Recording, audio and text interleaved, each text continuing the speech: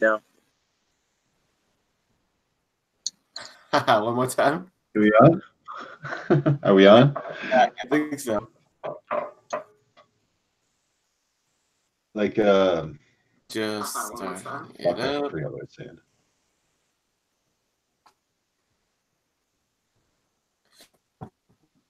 And plus, we were in while I was looking into, and all that, I noticed that Tony Sanders was doing his show. Oh, okay. And I know Yeah, I that's like a to pretty catch popular one. shows sometimes. Everyone was pretty much checking out The Hunt with Tony, and probably still is. I'm not sure when they're wrapping up, but they were showing some pretty cool books. Yeah, they're doing the slab it or not thing today. Oh yeah. Or is it the summer? Which got I know me you're a thinking, slabber. Let's show some books. Yeah, man. Like we talked about wrestling, we talked about comics, about comic movies. Let's talk about comics. Movies. Comics. Yeah, let's talk about get comics. to that. Look, I put all my fucking bunch of Batmans up for you. Oh yeah. Gosh, I got to get that bang, man. Dude, Got to get that bang. You know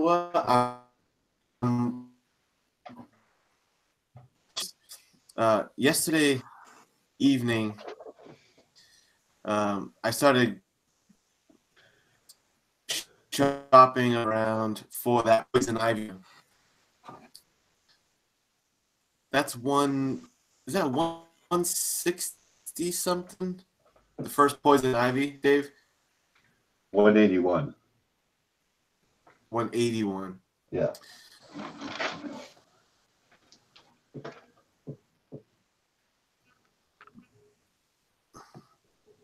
Great book. Yeah, it's really great. Now, I need to get more Batmans.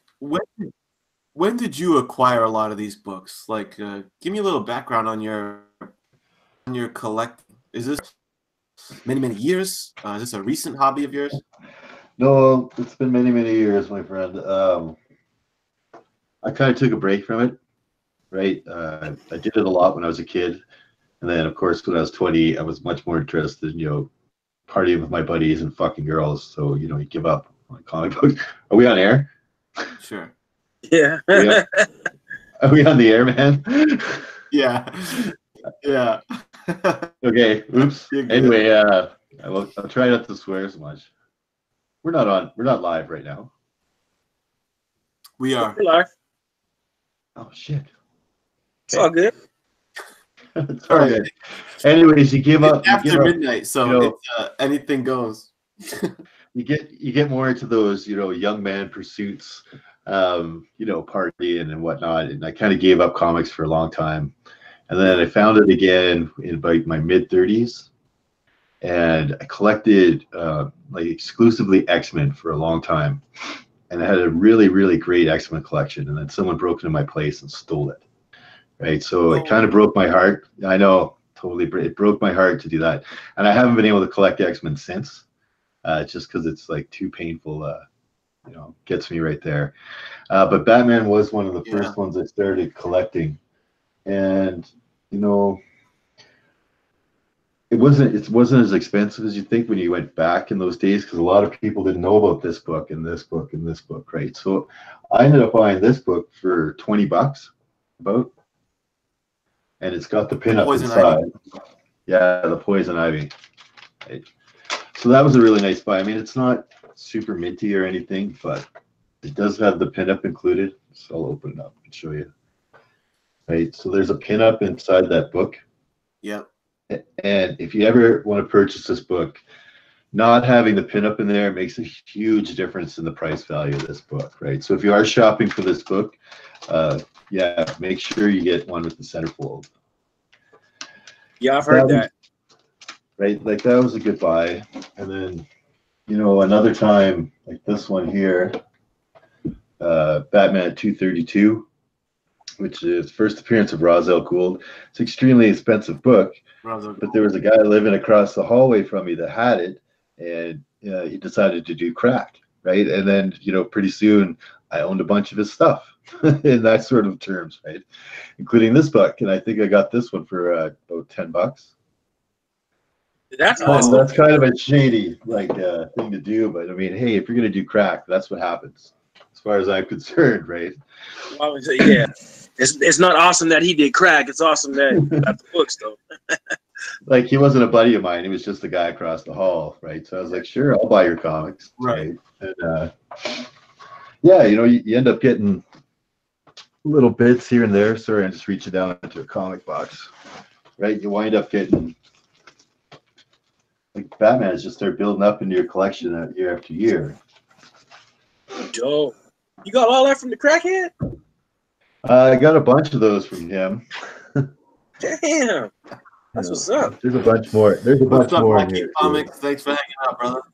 Blackie Comics has that Silver Age Scarecrow issue and the Ra's al Ghul issue. Got here first Silver Age Scarecrow, first Silver Age Penguin. Second Silver Age Penguin, Return of the Joker, first Ra's al Ghul, second Riddler, first Bane, right? First Poison Ivy. Dark Knight Returns, second Mr. Freeze. These are just some cool covers that I like, right? Wow. You know what? I love this. This is a Penguin issue. What number is that Penguin? Which one? This first one? First Silver Age Penguin. So that's 155. 155. There's a Penguin. Terry versus Fat. What's up? Really would like to get my hands on. It's really more just it's an iconic cover to me, but Batman 190 is a really classic Penguin cover. I don't know if I even have 190. It's I don't know if it'll show up here, but this is Batman. Hopefully, I'll be able to pick this one up by the end of the year. No, I just missed Batman 190. Sorry. I just fucking love cover, man. The layout I just put in. Oh yeah, nice. Yeah. You gotta What pick up, that one up. Nerd versus Fat? And by the way, I don't know if you guys ever checked out Nerd versus Fat. But yeah, I admittedly follow more of his Instagram. You know what's funny is his name didn't register to me until later. Nerd versus Fat is like he's been killing it, like in the weight loss game, exercising and stuff. I'm like, oh, I get it, Nerd versus Fat. But kudos to you for health mission that you've been on, sir. Keep going. We're rooting for you. Yeah, no doubt. Good job. It's tough. Hey, Dave, I wanted to ask you real quick, man. So those are some really, really, really, really nice books in the back, man. You never thought about encapsulate? Oh, I don't want to say CGC. I won't discriminate. You might. Have you ever thought about slabbing them? Slabbing them. But I'm not a big fan of slabbing myself. Okay. I don't I know what my comics are. I know what condition this is, right? I've learned how to grade comics. I don't need another guy to tell me. And it's nice to have an encapsulated book because it protects it and all that stuff, but I don't really need somebody else to tell me what grade it is. And just because I put it in a nice full holder, it's still a nice comic regardless if I have it in that nice holder or not. It's not the holder I care about. To me, spending all that money on sending books out to be graded, that's money I could be spending into my comic collection, right? The reason why I don't buy new books, because I do buy some to read, but generally I don't buy new books because that's just taking money away from my Bronze Age, my Silver Age collection. Does that make sense? Oh, I can dig it. Totally dig it. I mean, I started off as a raw dog, but you like the slabs now. You know what? I didn't until Reggie, the IBF BB Pro guy, said something one time, and I don't know, it kind of resonated with me. I'm generally on the raw side of things, but um, in a nutshell, he was basically saying, can't take these with you when you leave, when we check out. I mean, I'm getting up there. Lord forbid something bad happened, but if in case they did, you know, and I leave these to my sons, they're gonna have a hell of a time, you know, getting their value in the raw stage, especially if they're not, you know, into you know, the comic no or anything like that. What Reggie was saying is like basically when they're graded, you know exactly what they are, you know exactly what they're worth, and it just makes that process easier. Of course, I'm not planning to die, but it's gonna No, happen. those are all valid points, right? Like, and you know, some guys really like just collecting slabs, and there's nothing wrong with that, right? Some guys only collect raw. Some people only want keys. Some people like this book or that book. Collecting is really personal. So, you know, if you're a slab collector, I'm all for that. Like, if that's what you want in your collection, awesome. For me, I prefer the raw book. I find, you know, I get better prices for them. I know what I'm looking at already. Like, everybody should have, every comic collector should have that, right? Yeah, You don't have a copy of that, like, this is a Overstreet's Guide to Grading Comics, yeah. right? And it's such a good book, and it'll teach you so much, right? It'll go through everything, picture by picture, tell you what a near mid actually is, all sorts of stuff, right? I've been using well,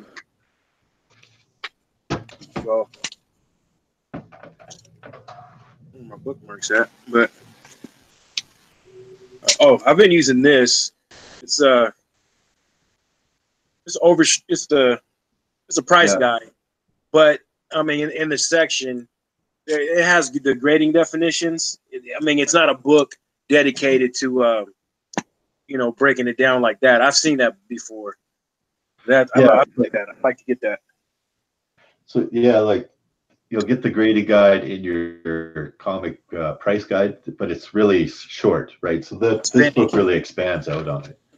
I mean, it actually goes And from for 7. like 25 bucks, it's like, Yeah. oh, sorry, Aaron, I missed it. So I Yeah, got like one having guy. this and just like studying this all the time, and So how good how good would you rate your That's skills at grading? I'm starting to lose you. No, I said how good would you say your skills are at grading? How good How are your good would I grade my skills at grading? yeah. Okay, I keep losing you a little bit. How good am I at grading? Yeah. You know, I'm pretty good at it. Like I said, I buy raw books, so I'm really good at going through the book, and I've been practicing for quite a few years. Like, I'm, pretty confident with my grades for sure. It's a skill you learn, right? And I know it's like if I was going to buy a really expensive book, like an ASM 15 or like a AF 15, I would want a slab copy, right? Because getting the slab, CGC is going to tell me whether that book was graded, whether it's complete, whether there's been color touch, Or like, you know, tell me if it's been, like restored. So in that sort of terms, I would definitely buy it. And if I was turning around and wanted to sell a bunch of keys, I would get them slab before I sold them because they do get a better price for them. But as a general collecting, I find it a kind of a price point. And, I don't, like, I had a book, I bought The Punisher #1, his Unlimited series, the first one. And the guy charged me 25 bucks. It is a very nice mint condition book. But then he had a CGC copy that was there, which was 9.8. And he's like, he wants like 350 for it. And I'm like, are you fucking kidding? Like, come on, man. Like, putting it in that little especially when you get doesn't make into any 9.8. Like me personally, I love slabs. I mean, I only bought my first slab this year. It's a new phenomenon for me, this whole slab business. Right. I love the handling of a slab. I love that it guarantees me, especially since I don't have I don't hit a ton of local shops. I mean, I got my one local LCS is really just good for buying like comic book day stuff, but I have to venture out to try and get access to buying a lot of the back issue stuff that I get, key issues, all that good stuff. I'm usually relegated to buying online a lot of times. In certain like key books that I want to buy, the condition of books and buying them offline concerns me, you know? So when I'm buying certain books offline, I expect that I like about buying them graded is there's no question as to the condition of that book that I'm going to buy from this dude online. I don't have to worry about any, funny business when it comes to that. So that's cool. I mean, not all books should be graded, No. Only select ones. I would even, but I think they present well when they're graded, and I like the keynotes and stuff. Is kind of cool. It just makes it a nice collector's item. Like, with my Batgirl adventures, like the fact that it'll say first Harley Quinn appearance, good collector's piece. Yeah, but no, I like they look good, right? They look really good over there, ComicHead, and I know you like collecting slabs. And if you buy a lot of them online, I'd probably be more apt to buy slabs. I don't buy a huge amount of books offline. Mostly flea markets or garage sales, that kind of stuff. I'm a real hunter, right? That's why I pay not a whole lot of money for comics sometimes. I do buy, certain books off of eBay for sure, but I think last year I made a count about 36 books off of eBay only, right? So do you so what's your main spot for picking up books, would you say? Flea markets? Flea market, there's a couple of good flea markets. There's a couple of good kind of underground comic shops around here that are, not too bad priced and stuff. Plus, you get to know all the dealers and all the different comic shops if you go to them all, and guys are like, "Hey, check this out! Look what I got! It cut you a deal and stuff," right? Or eBay, you don't get much of a deal on anything. Yeah, that is true. I do buy books, right? Like I bought a copy of Flash 123. That's the only book I bought off eBay so far this year. But it wasn't slabbed either. I went to I had the day off of work today, so I took it upon myself to go and hit up one of those out of town shops that I don't usually go to, just to dig around and stuff. Picked up some books. I may make a pretty good amount, so I may make a vid with this haul, but there was one book that I grabbed. Yeah, what'd you get? From it, really just off a street, Dave, because truth be told, I didn't even know about these guys. But since I saw them in your video, I started seeing them pop up a little more. Power Pack. Yeah. Goodbye. Yeah, Power Pack. Shouted these guys out. I saw them in an interview with. I saw someone mention them in an interview. I forget who it was, but someone brought them up in connection to Marvel Plus, that Marvel Plus service that's coming out. So I haven't read it yet, but it sounds like a superhero team of kids. Yeah. Like, yeah, man, that's if that's not going to be a Disney moneymaker. That's for sure going to be made into something. And I think it was Kevin Feige that was talking about doing something with the Power Pack as a property, right?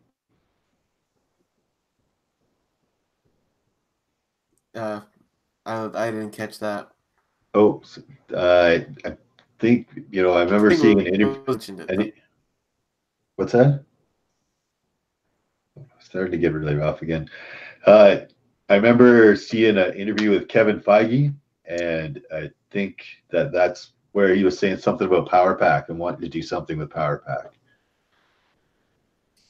Yeah, it was 580.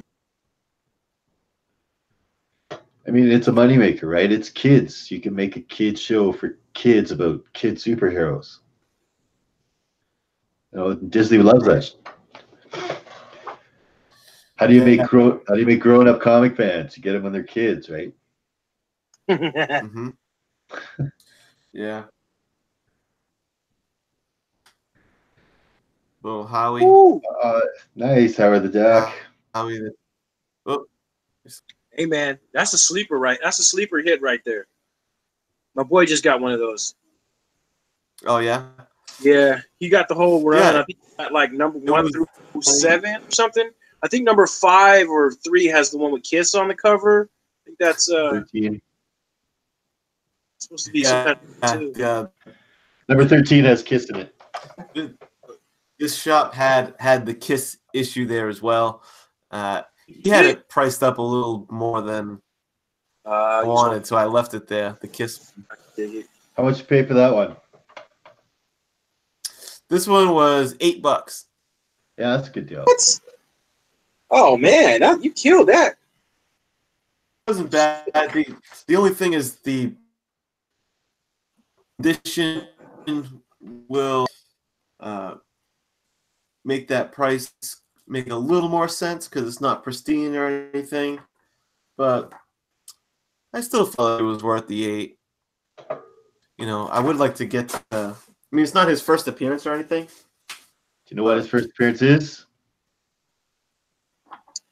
I cannot remember right now. Say again. I can't remember right now. I know this stuff. Is? Trying to remember Journey into Fear number 16. You're breaking up.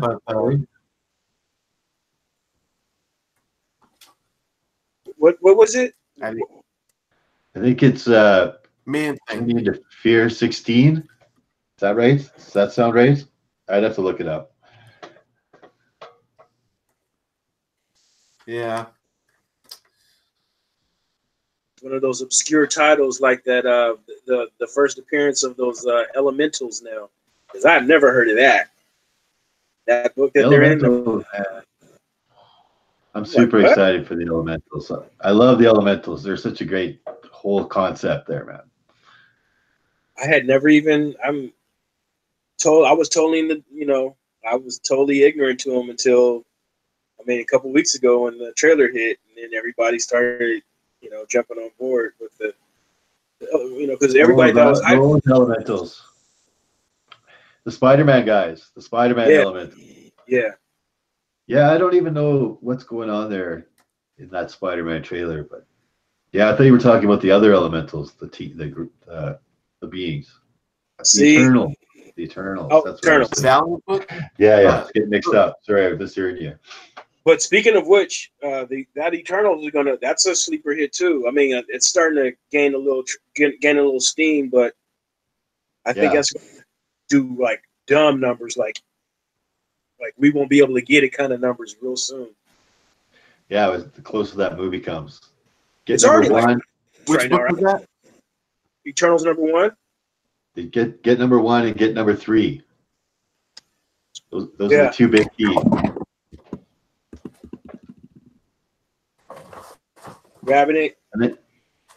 Yeah, buddy. Yeah. there you go. Oh, and a 9. Copy. Yeah, I was able to get it in a pretty good grade at a 9. Yeah, that's a nice comic, man. Yeah, I was able to get. I only have this one and issue 5 of Elementals, which it has a gang of first appearances on it. But these are the only at the moment. I did Number 2. Number 2 is the first appearance of the Celestials as well, and they might have a lot to do. So that one could be a good grab. That one would be a good grab up too, right? I would love to see those guys show up in a Thor movie. That would be good. Yeah, there's a comic storyline where Thor fights one of the Celestials. That would be awesome. Yeah, the Celestial basically ignores him.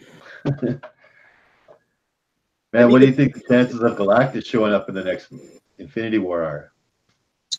I mean, just give me Silver Surfer for now, man. Just give me Silver Surfer. You guys did Well, it. they'll both show up, like Silver Surfer and Galactus. I think pretty slim. I think they're pretty slim. That he's too big. I think he's too big. I don't know, guys. Look, so Marvel went to Fox Studios after that last Fantastic Four was such a bomb, and they negotiated for the rights to 2 characters out of the Fantastic Four. And rumors that they got Galactus and Silver Surfer, and that was years before the deal where they bought Fox. And they traded them the rights to be able to do that TV show Legion for those 2 characters. Now they won't say who they are, but rumor is that it's Galactus and the Silver Surfer. And if they're setting up a big cosmic storyline, and they're gonna have to put another big villain into this movie after they kill Thanos or whatever, good chance I think that it's gonna be Galactus. I think they may have had the rights for him a lot longer than we think. They didn't want to tell us that so that nobody's thinking about it. I think hope so. I think you're right, man. I pray that you're right, man, because nothing would make me happier than to have Galactus, this MCU. Me too. So I don't want to. I don't know. I don't want to buy into the hype yet. I think it makes sense. Like you said, if we're about to resolve Thanos, then something has to set up the next film, the next series of films. You know, and I think those guys do show up in the movie. We're just talking like post-credit scene. Oh yeah. To the movie thing. I don't think they're going to be in the film. Like maybe Silver Surfer kind of shows up at the end and mentions Galactus or something, just to start setting it up, you know. What up, Rag718, my man, and Black Key Comics. If that happened, man, if Silver Surfer saved Iron Man, I think I will run off the theater screaming, enjoy. I swear, that would probably be at the beginning of the movie. I'll probably miss the rest of the movie. I'll be in such a frenetic state. That's even a word. That's it. Yeah, that's it. That's all I need. Right. I'm done. Yeah. I don't care what else. I will lose my mind if and Galactus end up in Infinity Wars. I can't. I think, like I said, makes perfect sense to me. Like ComicHead, you were saying you wanted to get an FF48. If they show up in that movie, that price of that book is going to go ballistic.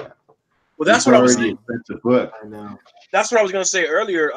That's what I was saying. I think you're right because, I mean, that book was already pricey, of course, but I mean, within the last year, people keep blaming it on the little buyout or whatever, but I mean, that's probably has a lot to do with it. I just think, I think you're right. Like people know that those characters are the ones that, you know, like you said, they were traded for Legion or what have you, and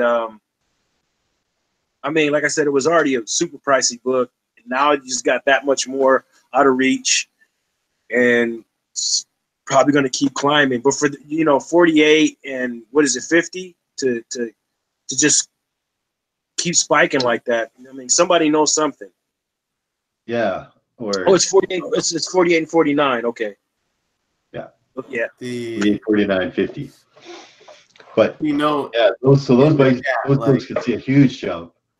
I'm curious, people in the chat, Black Key NYC, like how bad the lag is, if it is lagging or choppy. I mean, they're replying. Everybody's in the chat. They still. I mean, we getting along. Commenting on it, so I guess that's good. We're gonna keep on trucking. It must.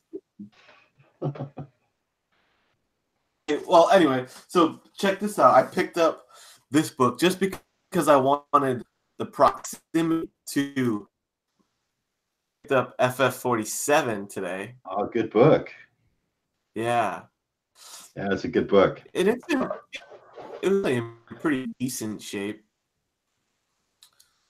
considering the age and stuff. So I was like, you know what? If I'm not able to get 48 yet, let me just try to in margins. Just kind of circling it now. Yeah. Yeah, so that was, and you know what's funny about this 40? They still have Sue Storm with the crazy perm. Sue Storm's perm. Oh yeah, These books is crazy. That shit. that Jack Kirby perm. Oh yeah, Whack Jack that is Kirby. tough. Because in the later books, they sexy her up, man. They give her that nice swooping hair. Because I also picked up this. I really love this cover of 106, and that's when they got cool. Sue Storm right. Yeah, Sue Storm got her act together there. Like that. It was the early '60s. She was in style at the time. Yeah. Yeah, I guess so. I'm digging that. Right now, I'm trying to just start snagging up these early Fantastic Four books. Get them the collection of Silver Age. You got to show him Fantastic Four. What would you do if you saw this guy in the new movie? Dr. Doom. Ooh, what you got? I'm pretty sure we're not going to see Dr. Doom in the next movie. I don't know. He's too valuable a character for Marvel to negotiate away from Fox. They couldn't do Fantastic Four without him, like giving him up. Right? Plus, they took two characters, right. So you got to think of who's a good pair. Right? Couldn't they do anything? So is that a fact? Did you say was the rumor that they got two characters, right? No, it's a fact. It's a fact. They negotiated for two characters. And you said it happened a while ago, right? Yeah, that happened right after that. The last Fantastic Four movie was such a big flop. Marvel went over and was like, okay, you guys keep screwing this up. Just sell us some of these characters and get back some of your money, kind of thing, right? Yeah, I was and they wanted to be able to do Legion, but they didn't have the TV rights for mutants. They had the movie rights because of the X-Men and stuff, but they didn't have the TV rights. And so they negotiated for the TV rights for that show. How was Legion? Did anybody see that show? I haven't seen it. I've heard good things, but I haven't seen it. Same, I've heard good things. Really? You've seen it? No, I've never seen it. I've never seen Titans either. I'm just on YouTube. Titans is good. YouTube and Netflix. Aaron, have you not seen DC app? Is that the main reason? No, I still haven't. I haven't checked it out yet. I actually forgot about it. Actually, honestly. Do you have the DC app or no? No, I don't. Because honestly, my DC app, like I bought into the hype and subscribed to it right off the bat. The digital library is atrocious in that thing. Very disappointing. Yeah, telling me. In the digital comic library. But anyway, so I guess I got it for these shows that are going to come out. But Swamp Thing. By all means, remind me. I'm going to text it to you. Feel free to use my password on that so you can log in and watch that Titans show because it's good, man. I think it's worth watching. Yeah, the effects look tight. I mean, I love Flash, and if I like Flash and Legends of Tomorrow, I like that show too. I know I could see that I would dig Titans. Yeah, it's not a show without fault, but I'm a cup half full kind of guy. Like I don't go around trashing movies. Like I'm happy that we got a Titans movie because me being like, coming up in the id, I could only dream that I even had a shitty Titans show or a shitty Luke Cage show. I could be so lucky, like fuck it, man. Give me all them shows. It's fine. Like, I wish my pops was still here to see all this, man. He'd be, oh my God, he'd be freaked out, geeked out. Yeah, he never got to see Silver Surfer. That was his big thing, man. That would have that would have been it for him, you know, because he came from when comics started. Basically, he was born in '51, so for him to, you know, have seen that would have been awesome. Well, I mean, he did. So was he able to see the Surfer that was in the Fantastic Four movie? No, that's what I'm saying. He passed before that. I think the last thing he saw that was impressive to him. I think he might have saw the Hulk, and he may have seen the first Fantastic Four. But the second, I mean, the Silver Surfer was Silver Surfer in that movie. Wasn't that bad. I mean, he looked pretty cool. It was the Galactus was the huge disservice that they did to the character. Never make your villain a cloud. No. I mean, you know, Hollywood Saint 57 is funny. Thanks, man. That Galactus has as a character to like, to just make him a cloudy,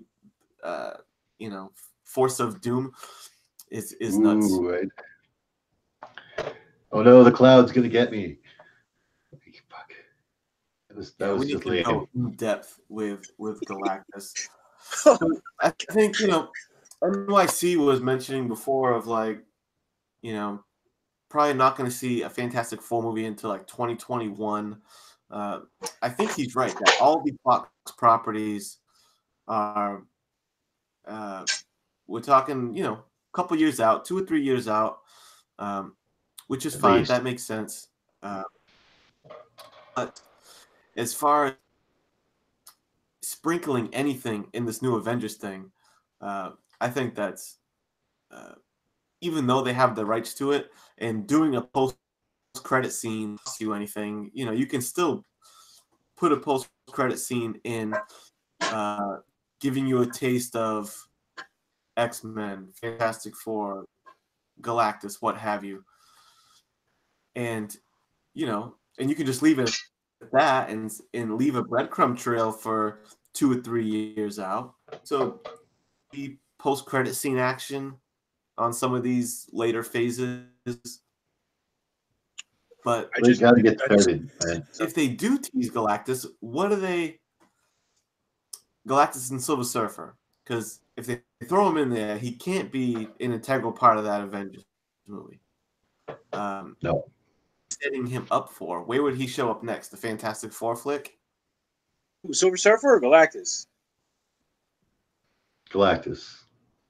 I mean, I'm just keeping it 100 with you guys, man. I don't see him being on screen. He's too big.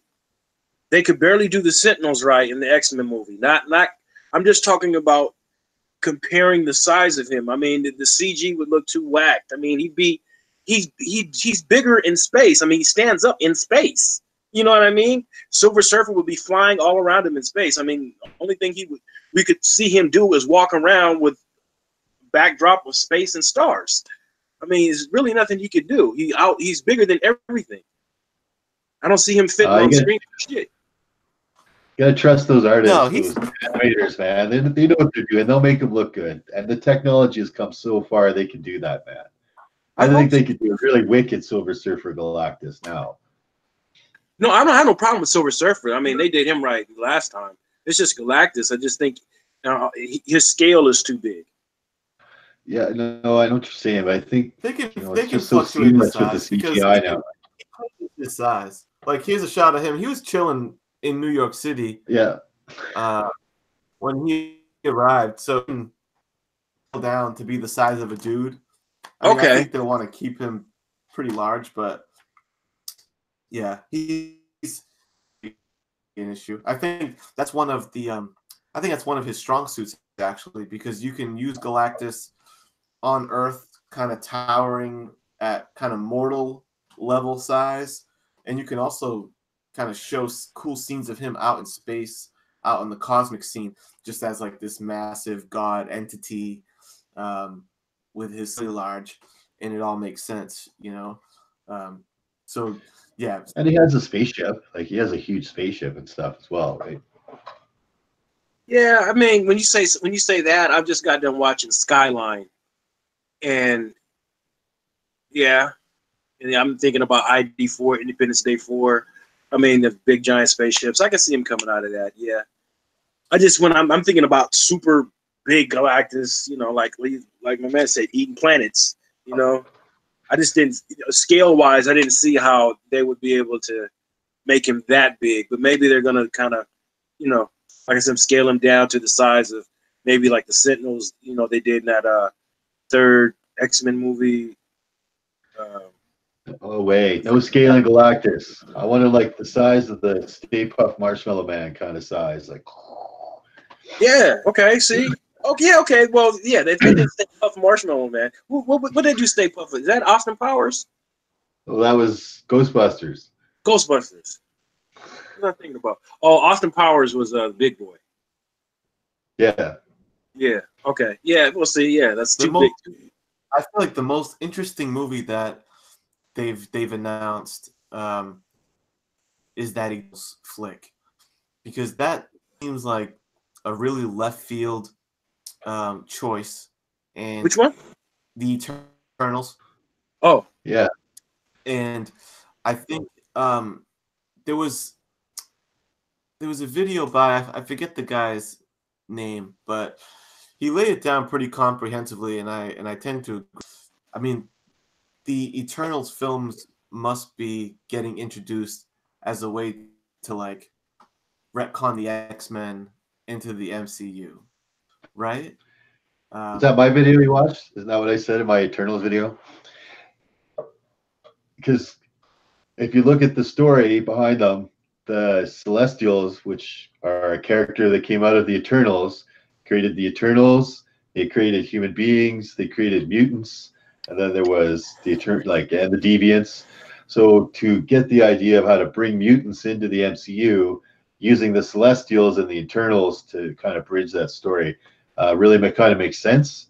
So when they've said, "Yeah, we're going to have an Eternals movie," I know it seems like a little left field, like not everybody knows about the Eternals really well, but who knew about the Guardians of the Galaxy? That was a fucking left field move on their part. What a successful movie it was, right?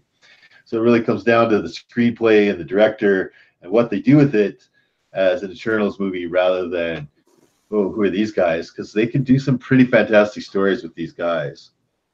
they can. And they can really make sense of all of that stuff. Why are humans smart? Why are some people mutants? Who are these eternal guys that live for millions of years? Who are these evil deviant guys and stuff? The Titans, Thanos is connected in with the Eternals, right? So the Titans are a type of Eternal. So it all kind of starts to come together and what the MCU has already been building on. I think the Eternals makes a really good bridge to expanding that into like the Fantastic Four and the X-Men and all those cosmic stuff, as well as all the mutant stuff that goes on. Man, the first time Wolverine shows up in an MCU movie, like an actual MCU movie, I'm gonna go crazy for that too. I'm gonna lose Celestials my mind. the Celestials are already in the MCU though. Actually, well, a lot of they've people had will. well, they had like the floating head, right? Yeah, That head, that was guys a Celestial.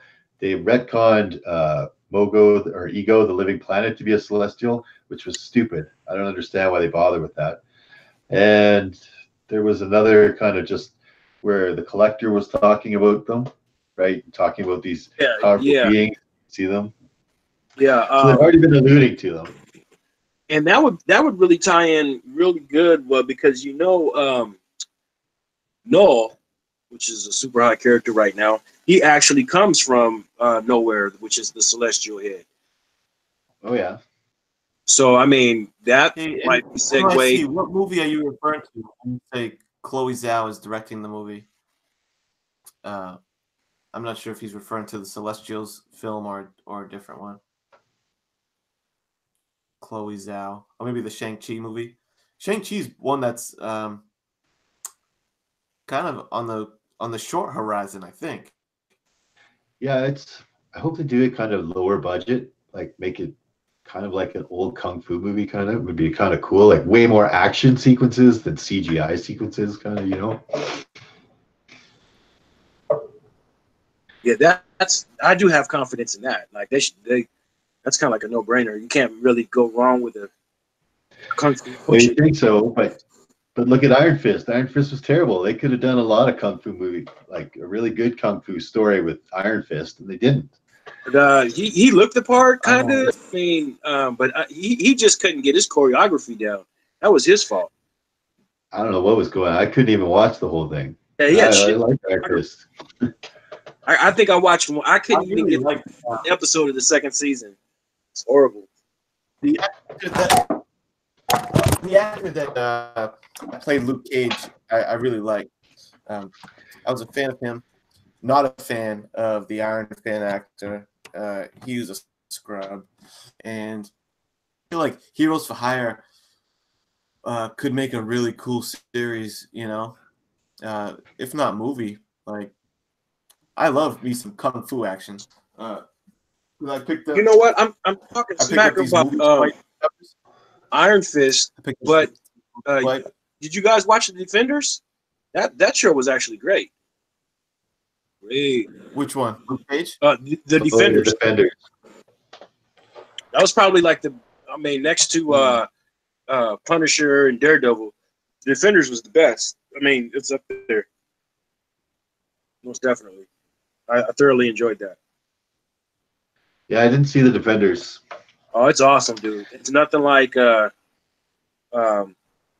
Cage was all right to me. Iron Fist slightly lower.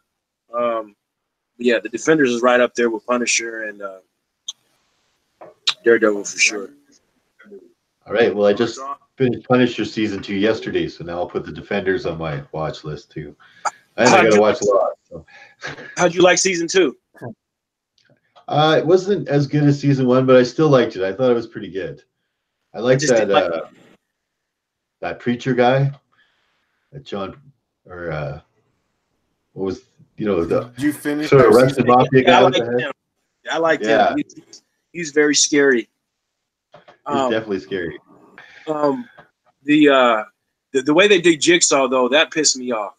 That really pissed me off. There was no excuse for that. I mean, if they could do Two-Face, like that. I mean, come on, dude. You could have made the dude. His name is Jigsaw for a reason, people. I know he wasn't all that scarred up, and then it was this big love story. I'm looking at He's supposed to be a mafia guy, man. He's supposed to be like crazy enforcer for the Kingpin. Yeah, they definitely didn't do him justice on the in the costume department. No. Did he end up in a suit? It seemed like he wasn't that scarred up, like you were saying. It's been very choppy, so I couldn't make out what you were saying. But it sounds like you're talking about Jigsaw. Yeah. His face didn't look all that mangled up, right? No. I saw him with a mask on, though, a black mask. Oh yeah, that was just part. I'm gonna spoil it, but it's not what it seems. His face is whack, man. Really? Yeah. I don't understand the premise for it. Like I said, I mean, that's easy makeup department stuff. I mean, they should have been able to run that no problem. But I know, were they worried about something? I mean, maybe to punch him. Maybe the actor was too good looking, or the actor was too good looking. They didn't want to spoil it, right? Yeah, right. You think that the first season was all gore? Shit. Yeah, the first season was brutal. I mean, I love it. Do you think it got softened in season 2? Definitely. Yeah, definitely. Yeah. I mean, there was still lots of really gory parts. It's that part where he's like beating up these guys, and he's in a weight room, and he's like beating this guy with a weight. And yeah, that was like his face after. Like, man.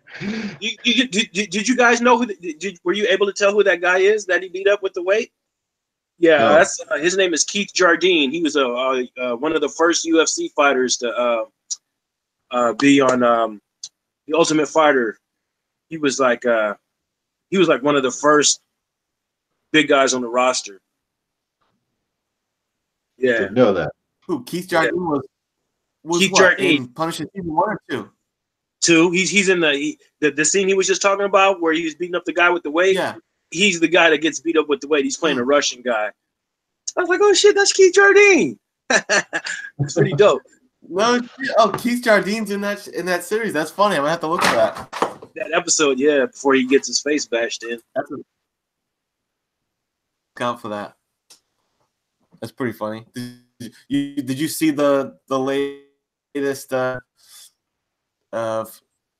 who John Jones is fighting? Yeah, you better watch out for that dude, man. Talking all tough and shit. Get served a slice of that humble pie real quick. Yeah, you think that guy Smith has got it in him to make it happen? Oh yeah. Anybody stepping in there got it in them to make it happen. And all it takes is one punch. Yeah, in the sweet spot. Yeah, I was hoping they were gonna make it happen with him in DC. Yeah, I don't like John Jones. I don't. I'm just gonna run to the bathroom real quick. We'll be right back. Yeah, I don't like John Jones, man. No. He's a dick. He's an arrogant dick. Jones will cheat his way to victory. He always does, man. He got that shit in his system. He got that extra juice. He got them good vitamins. I will say it is interesting that he's really not that he's the only one that's dealing with these, tests, but there's a lot of people not dealing with that. Like most of these champions, when you're talking championship fighters, I'm never hearing about test issues. TJ Dillashaw, Connor, DC, match guys, you're not hearing about test issues, but John Jones just can't get away from it. Yeah, man, he's a piece of work. Right on Soldier Only, man. Thanks for tuning in, bro.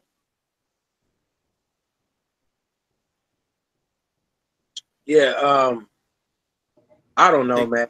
Soldier. To me, it seems like when you've done that much wrong, in and out, the last thing you need to be is condescending and arrogant. You know what I mean?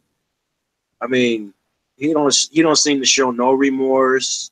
He don't take no credit. Say I took the shit. Whatever. I mean, I don't like his arrogance. That's what it is. Yeah, I mean, he's as a former fighter, I would love to punch him in the mouth. I don't even think I would care if I won or lost. I would just punch him in the mouth, try to knock out some of his pearlies. So, do you feel that same way about like Conor McGregor, who also was fairly arrogant? No. Do you have that same feeling for him? Nah, because I know Conor's acting, and Conor's a cool dude. You know what I mean? I could tell. You could see Conor intermingle with other people and see that there's the entertainment side, and then there's the real guy side. I see the real guy side in Jones is that he's a fucking dick. You know what I mean? And I would just love to punch his teeth out. Biggie Shaq says Cerrone is gonna beat Conor. Yeah, I would not doubt that fight is. Yeah, I wouldn't rule it out. I don't agree, but I wouldn't rule it out. That's going to be a very interesting one. In Ireland, that one's going to be in Ireland.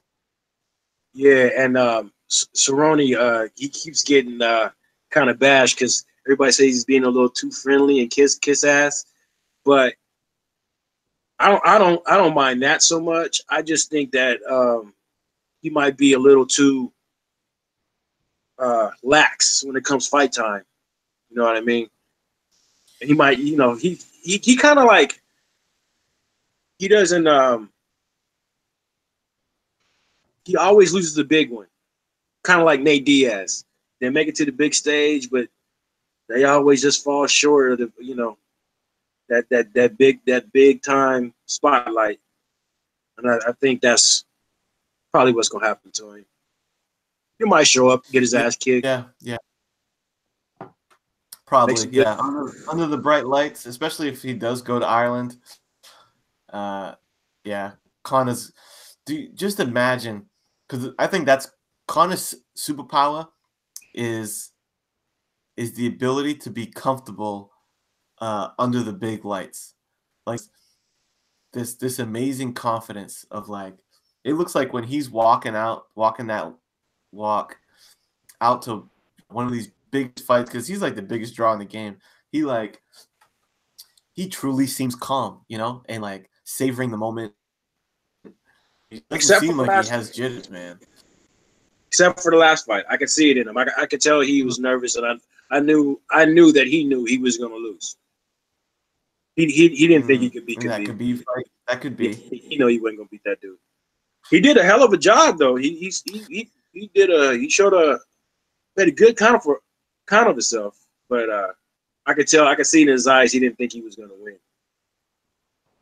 I can see that, but if he's in Ireland and he's fighting Cerrone, he's gonna be like mode.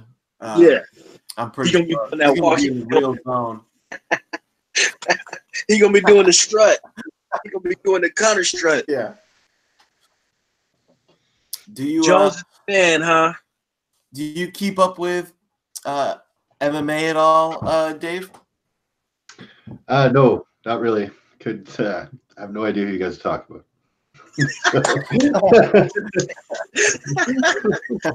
Oh shit!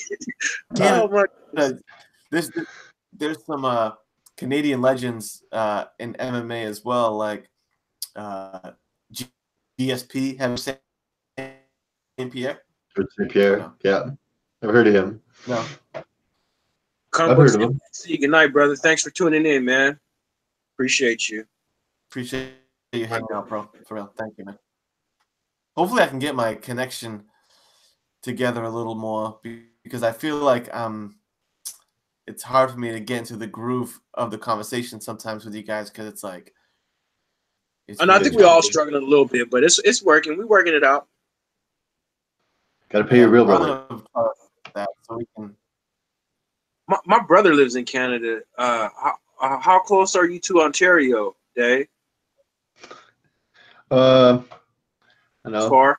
1,500 miles, 2,000 miles or so. So that's a probably few don't know. Yeah, a couple days drive there. I think he's closer to the New York side of Canada. Yeah, the East Coast side. Yeah. So you're more towards Montreal, or maybe no?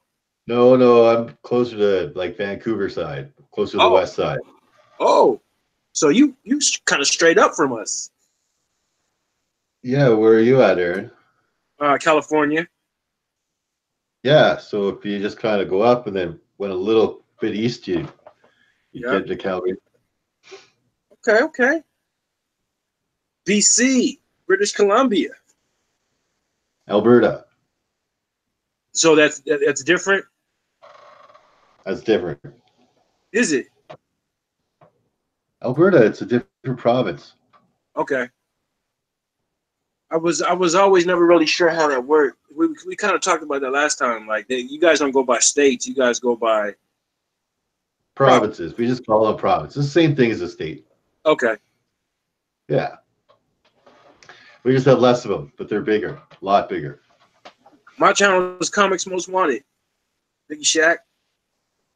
Comics Most Wanted. Comics Most Wanted. Comics Most Wanted. Yep, I just threw it in the chat for them to. Oh, right on. Thank you. How do you get the words to highlight like that? Because every time I do it, I just @ and hit the @ and then the word, but mine never gets highlighted like that. Oh, mine only highlights, and it's highlighting my own name, just because we're on my channel. Oh, yeah, so it shows my name at a @. Okay, I see. It says ComicHead 84 highlighted, not Comics Most Wanted, right? Okay, so what was the last video you did on your channel, bud? What was the last video you did on your channel about? Oh, I think it was a comic haul a couple weeks back. Nothing Yeah, major. for Comics Most Wanted channel is good for, you know, live stream comic calls. You know, do you do it mostly in the morning? Would you say? I feel like I catch you more in the morning when I do catch you live. Yeah, I actually. There you go. Yawns are contagious.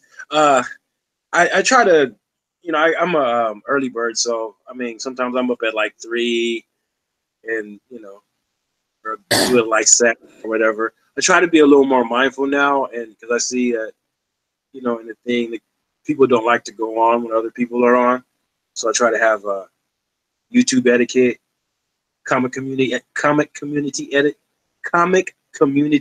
etiquette. As far as when I, used to, I didn't give a damn if I feel like making a video. I'm bored. Just get on. But now I try to, look out and see if, somebody's on there. Yeah, Biggie Shaq, thanks, man. I knew you were subbed already. I know we buddies. It's my man. In the pipeline for you, Mr. Miracle. You have some video ideas on the horizon? Yeah, well, I started a series that was about first appearances. I don't know if you saw that video. And I'm going to keep going with that one for my next video, which we're going to talk about kind of imposter first appearances and like preview first appearances. So like an imposter first appearance, good one is like New Mutants 98 is the first appearance of an imposter Domino, and her real appearance doesn't happen until December 15, right? So she's not, so that's, which one is her real first appearance? Or like to go for Silver Age, Strange Tales number 114 is the first appearance of Captain America. But Avengers number 4 is his first Steve Rogers Captain America, right? So it's an imposter first appearance kind of thing. And sometimes people get mixed up. Avengers 83, everybody thinks that Avengers 83 is the first appearance of Valkyrie. It's not. That is the Enchantress disguised as Valkyrie. The first appearance of Valkyrie is Hulk number 142. That's where we see Brunhilde, which is the girl in the movies, right? So a lot of people don't, so we're going to talk about little first appearances like that where people don't realize it's just an imposter, or when characters significantly change the way they look or who they are, right? They come out with a brand new costume, new powers, all kinds of different stuff like that. So that's the one I'm going to do next. I like that. What's that? I like that a lot. Yeah, so that's kind of a series that I'm gonna, do. It'll be 4 or 5 episodes. I don't know if this book would apply to that, but in my haul from today, probably the biggest book that I bought today. I wasn't, I might as well show it since it really ties to what you just said. I don't know if it does because I haven't read it or not, but it's the first appearance of a character, and it says, "Is he an imposter?" right on the cover. So I feel like I have to show it now. Yeah. First, Scott Lang. Oh yeah. Oh, yeah. There you go. Yeah. First, Scott Lang. I don't know what that means. It says, "Is it real Ant-Man or an imposter?" Does he? That's so crazy, man. I was just thinking about that book yesterday because it just threw the second Ant-Man and Wasp up on Netflix yesterday. Yeah, that's right. Yeah. And so I just got them watching it, and I swear to God, that book went through my head. What came out yesterday? The second Ant-Man movie, Ant-Man and the Wasp. They just threw it on Netflix yesterday. Oh, I see. So I was thinking about that one and the one where he's on the Hawkeye shooting him on the cover. I want to get those two. How much you get? He's gonna have a pretty pivotal role. Avengers movie is the impression that I got from that trailer, especially with the quantum realm and all that. I think he's gonna knocking on the door. Fine. Hello, anybody gonna let me in? Yeah, like I think there's a couple characters that got completely left out of that last movie. Like we're gonna see Hawkeye and we're gonna see Ant-Man take on a much bigger role in Infinity Wars or in Endgame because they got left out of Infinity War completely, right? That's right. Do you guys know who Requiem is? Yeah, heck yeah. I That's think Gamora. yeah. So I'm like I said, they didn't put all that energy into two Guardians of the Galaxy movies, uh, Avengers 3, just to kill her. I mean, I think there's a method to the madness. Like I said, I think I expect on that in my little. I do videos. Yeah, that's. But the one to get is gonna be that Infinity Wars Prime #1 and that Infinity Countdown #3. Because that's the first appearance of when she of her changed as to right. yeah, because that's the one they're gonna because she dies and she comes back. So I mean, who's she gonna come back as? I think she's gonna come back as Requiem. Requiem is after Thanos in that run, I believe. She comes back to kill him.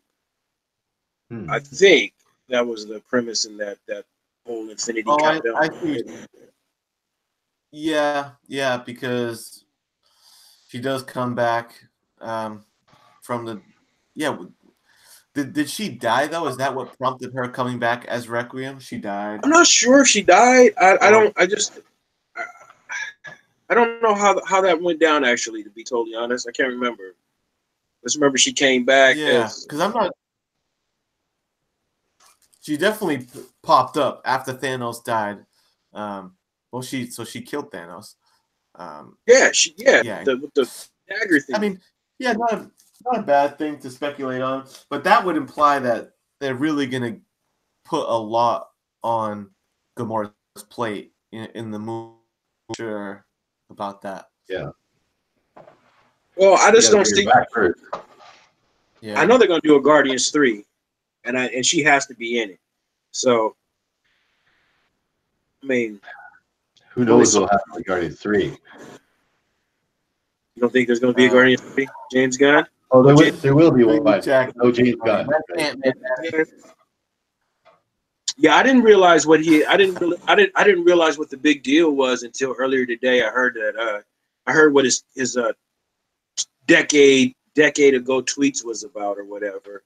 It's pretty bad, Right. but yeah. I mean, I guess I could understand that if that's what they fired him for. Then even though it's 10 years old, I could see, especially with Disney being Disney and kids and stuff, and he got in trouble for those kind of comments. It's whatever. But you can't hold everything everybody ever says against them for the rest of their lives, right? Like he apologized for that. He made amends for it already years ago. I don't know why Disney even brought it back up. Like, because they're Disney. Right. I guess. It's not going to cost them money. That was, these decisions should all usually, I think, should be made is like if advertising the movie is going to really be affected by whatever these deeds are, that's when you got to start considering firing someone. But also, they're probably going to pay this next director a lot less was money not than they'll pay mess Gunn. with. Right? Say again? They could probably end up paying this next director a lot less money than they would have paid James Gunn. So maybe that was a part of it too. Yeah, I wouldn't be surprised. I mean, but at what cost? I mean, the Guardians 3 would not be affected at the box office by whatever that shit was. That's for sure.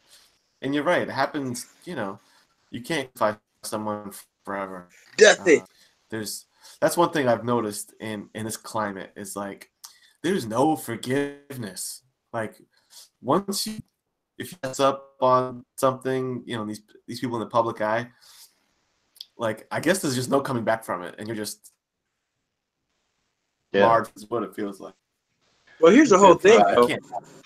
If they're tripping off a decades old tweet over something, heinous or whatever, do they not know about the history of their namesake? Because I heard Walt Disney was pretty freaky deaky his damn self. If you look at the history of Walt Disney, yeah. I know a couple of things about Walt and his entourage that would raise a few eyebrows. Him and specifically a man, Dr. Seuss, and those two guys catered towards kids. I don't know if you guys know about Dr. Seuss, but Dr. Seuss was on some old next shit. I've seen this with my own eyes. I went into an art gallery and found some of his work, and it was very adult oriented, cartoon but adult oriented. It looked like Dr. Seuss's characters was in an orgy. He did all that. Yeah, he definitely had a different side to him back in the 40s or whatever. I thought it was a joke or whatever. I was in Reno, actually. I went to an art museum. This guy off the street. We were walking down the street kicking it, and this guy, I don't know if he was just wanted to hang out with us or whatever, but weird kind of fella. But he told us about this art gallery, asked if we wanted to go inside, and he showed us, man. I didn't believe it. I thought he was just talking out the side of his neck, but yeah, I saw some pretty crazy stuff. And I just know that yeah, Dr. Seuss. Like I said, I thought he was talking like really like on drugs and just kind of out of his gourd, but he turned out to be right. You know, I went back there and I saw a whole portfolio full of his drawings and the paintings from the 40s and 30s and 50s, and it was all X-rated. Wow, that's weird. Never knew that. And like I said, I know that him, Walt Disney, and a few others. I don't want to say Stan Lee, of course not, but I know those two in particular were two of the main people I recognized that were in that circle. There was about seven guys that were, you know, like a team back then. But those two were, you know, I never seen anything from Walt Disney, but I've heard, you know, like the same kind of stories. Plus, wasn't Walt Disney like a Nazi? Huh? Wasn't like Walt Disney a Nazi as well? Yeah, something like that. Like I said, they all had crazy dark. Yeah. Einstein married his sister. Yeah. Tesla married a pigeon. You know, how much do you get to separate the artist from his art? You know, it's like, does James Gunn's tweets have anything to do with what Rocket Raccoon and Groot are getting up to on a spaceship? Like, yeah, in my mind, they're separate. You know what I mean? And the kids that are wanting to go watch that movie, they're not going to know shit about what James Gunn gets up to on his Twitter unless, you know, they want to make a point to talk about it constantly. But I don't know. My point is, who's looking for 10-year-old tweets anyway? And number two, how was it said in relation? I mean, what context was it in? Sure, that might have been the topic of it, but I'm sure it didn't. I mean, it was. I'm sure it was blown way out of proportion, man. Even if that was the topic of the matter, or whatever. I mean, who gives a shit? At the time he was doing trauma films. You ever heard of trauma films like Toxic Avenger and Chud and stuff like that, like those old cheesy B horror movies? Well, James Gunn was working with them, and he was doing a lot of horror schlocky stuff, and he was trying to put out tweets that were for shock value to increase like the knowledge of his movies and get promotion for himself, kind of through this negative vibe thing. But that's the reason behind it, right? Like, it's not something he'd do now. You know what? I think he's catching a lot of the backlash that the writers caught from Rick and Morty. Now, those guys, the stuff that they were doing was kind of sick. Yeah, and it implied something kind of. So I think that because they were kind of like similar in, you know, context, that he kind of caught the backlash of that. And like I said, I don't think James Gunn's was anything. He could have even been speaking on it, and they just blew that shit way out of proportion. And yeah, well, hey, I mean, their loss is DC's gain, right? Because he's going to do Suicide Squad now, and you know, I have a lot more hope for Suicide Squad because he's behind directing it than I did for the first one. The first one was terrible. What up, Guitars and Comics? Happy to see you, brother. Black, he said he's out, man. Thanks for joining, brother. Appreciate you. Thanks for hanging out. You said, Dave, you said you didn't like Suicide Squad? Like, I watched your chat the other week, and I agree with you, ComicHead. Like, the first part of it was good, and then they just went off the Yeah. rails. Like, and you know, after a while, like the whole movie seemed like a video game, like one of those 80s, like move along, oh, get to this boss stage, then let's move along, then let's get to this boss stage, and then oh, now we're at the Right. final boss, you know. And yeah, I think they could have done a lot more with that movie. Killer Croc was terrible. They should See, have used King Shark. Yeah. I saw I saw a different edit than you guys. I saw a director's cut or something. So I'm sure it Yeah. was different. And that was Maybe actually I'll check that out, eh? Because It should have there was just something been a wrong way with more that grounded Suicide movie. Squad movie. I mean, to make the villain should have not been supernatural and a big fire monster in any way. The movie should have been just a streamlined, you know, because the team itself, you know, Deadshot is just a marksman. Harley Quinn is a nutbag with a mallet. Boomerang's throwing boomerangs around. Yeah, I know, right? This is not a supernatural team. They don't need to be fighting they should be fighting. We know it's cut and dry. That was such an obvious decision to make, but I think a guy like James Gunn, especially, I think I would keep an eye out for this new Suicide Squad movie because James Gunn knows how to make a nice stylized, obviously, right? And Yeah. not only that, I think James Gunn's gonna come at this movie with a big chip on his shoulder. He's gonna want this movie to be a fuck you to Marvel. You know what I mean? Yeah.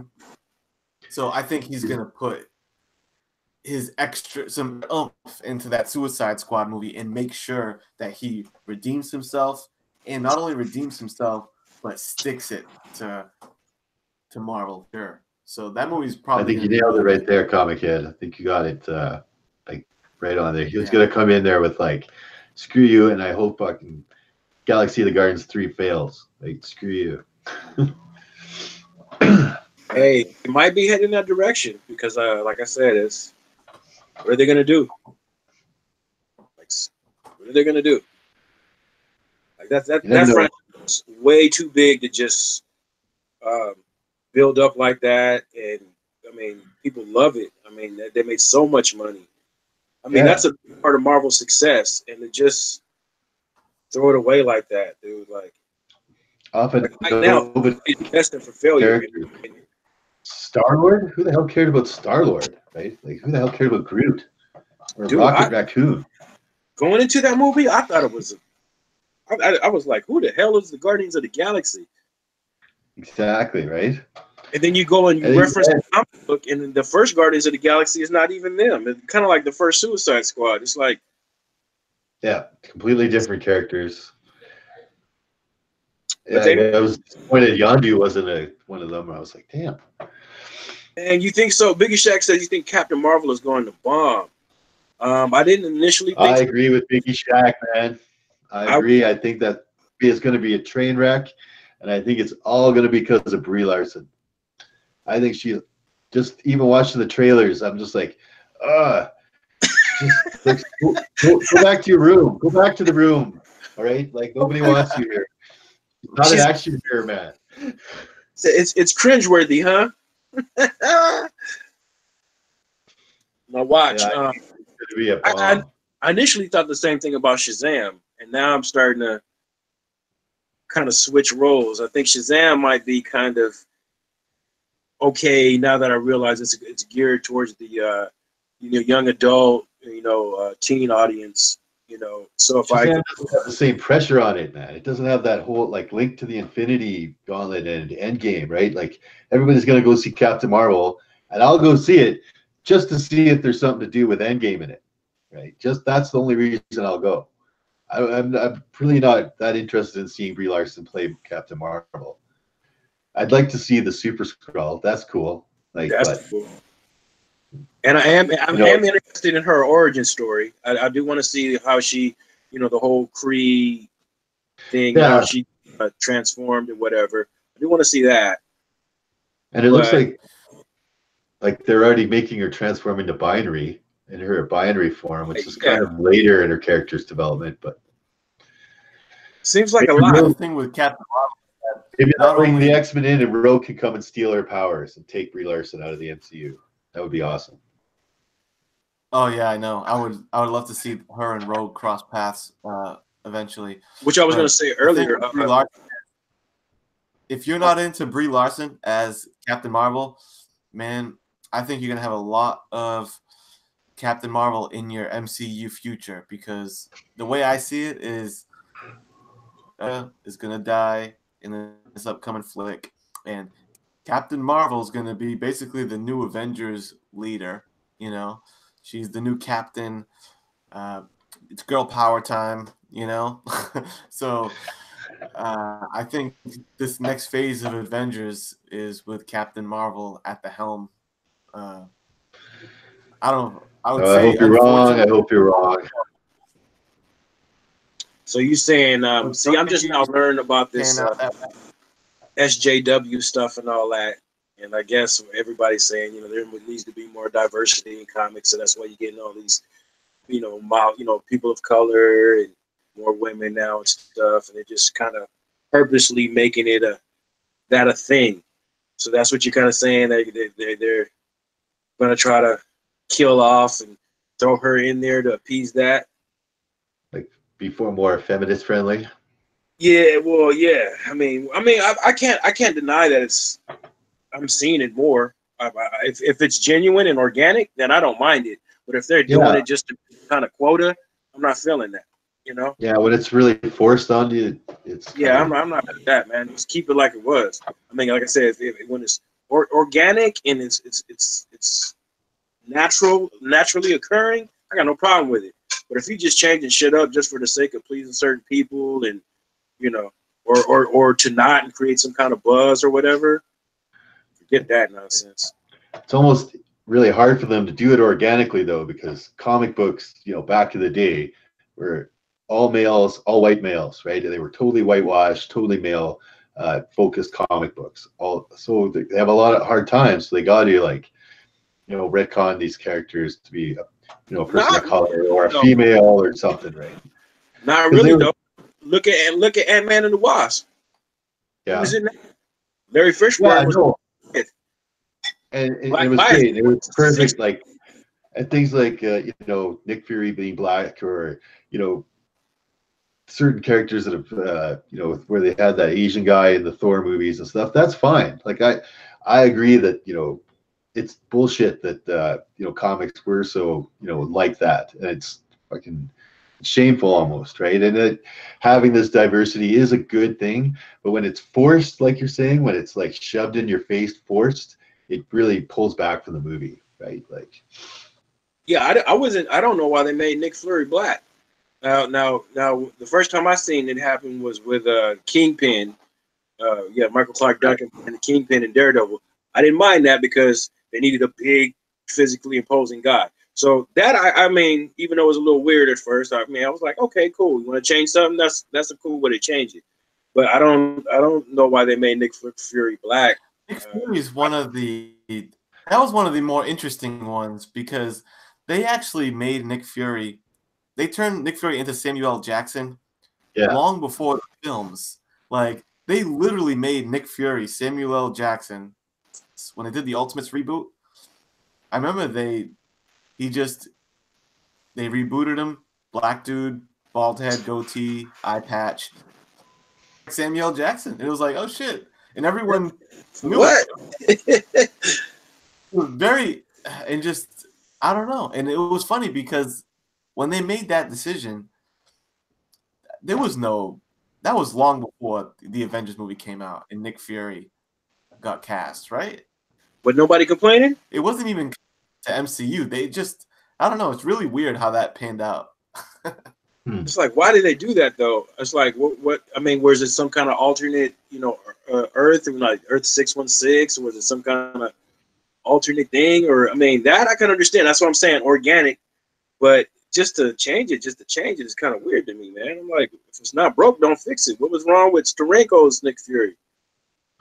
Yeah, nothing was wrong with them. And Samuel L. Jackson's a real good actor. Maybe that's the reason why they wanted him in that part. They needed a real strong actor. And if he got the role for that reason, I'm cool with it. if he got that role because they're like, oh, we just need to like make this more colorful kind of movie, then that's bullshit, right? Yeah, it's but that's what makes the Nick Fury thing is unique because him in the Ultimates like that, you really had no choice but to cast Samuel L. Jackson when the movie came around because, like, the comics basically He already told you looked that like that's what you had. Yeah, Unruly Simeon, welcome to the chat, bro. sup. Sorry, laggy, but we're doing our best here. Still got 6 people.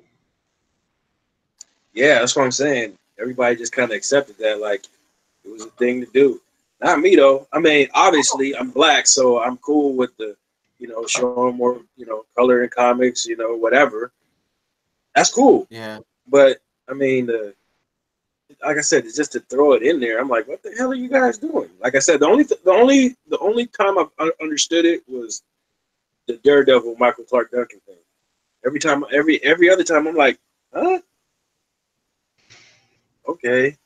Like, I'll put it to you like this: Mantis. She's is she Asian? Is she Asian American? Looks like she's Asian. I think she's an Asian lady. Who? So I get that. Mantis from Guardians of the Galaxy. Oh, Mantis. She's Asian. Yeah. She's Asian. Yeah. Is The actress and the character isn't. yeah, okay, so that's what I figured. Yeah, it's just weird, man. Whatever. It's cool, I guess. It's got to be a very selective thing. One thing's for sure is you just can't be that nonchalant about it. Like changing the race. I don't think there's like a hard rule that says you can never change the race of a character, because it is true that, like Mr. Miracle said, everyone was a white dude in the inception of these characters from. So, I mean, the majority, yeah, but I don't want to say everyone. We have Blade, we have Black Goliath, we got we got plenty of people. Those characters didn't turn up till later, man. If you look at like black characters at the beginning of comic books, you know that Captain Marvel, like Shazam, had a slave in the beginning of his comic book. He had a slave named Steamboat Man. I'm not kidding. It's like in the 40s. Yeah, that's like 30, 40. Yeah, I get that. That's golden age stuff, though. Yeah, but it's still right. Like that's the way it just seemed to carry on. I mean, there was some pretty racist shit that happened in comic books all the way up to the 60s. Man. Yeah, man, I can dig it. It's definitely some stuff needed to change, and some stuff did change for the better. But like I said, at the same time, certain stuff, I don't feel like it needs to be changed, or quite frankly, should be changed. Like should be changed, yeah. Yeah. Like some stuff is untouchable, man. Like you can't make Thor black, or you can't make Peter Parker an Asian kid. That's because people will just that's too far out of canon, and people will lose it, man. Or because or Spider-Man a black kid. That race stuff. Or Spider-Man is that black kid, like not Peter Parker. Spider-Man is a black kid, right? Sometimes the race is pertinent to the character, and sometimes it's not, right? Like Nick Fury is probably an example of a character that, as long as he's like a hardened strategist dude with lots of experience, I think you're okay. If you tweak around with race, I don't think you really mess with the integrity of the character. But like when you mentioned that this new Batman movie got announced, I saw a website announce like, oh, now that Ben Affleck's out, we're going to name, and it was like a cheesy website, like Entertainment Weekly or something, like a real mainstream thing. Our top 5 picks for who could be the next, Batman. And they had Michael B. Jordan in the list of who could be the next Batman. And see, that's an example of, you don't do that, because being a white guy, a straight white male, is part of Bruce Wayne. That's actually an important part of his character because that Wayne family comes from old money.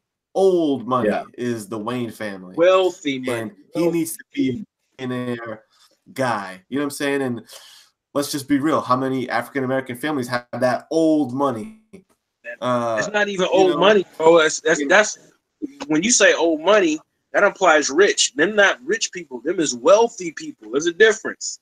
That's generations of wealth. Black people who got that. Right. Yeah, I sure as hell don't.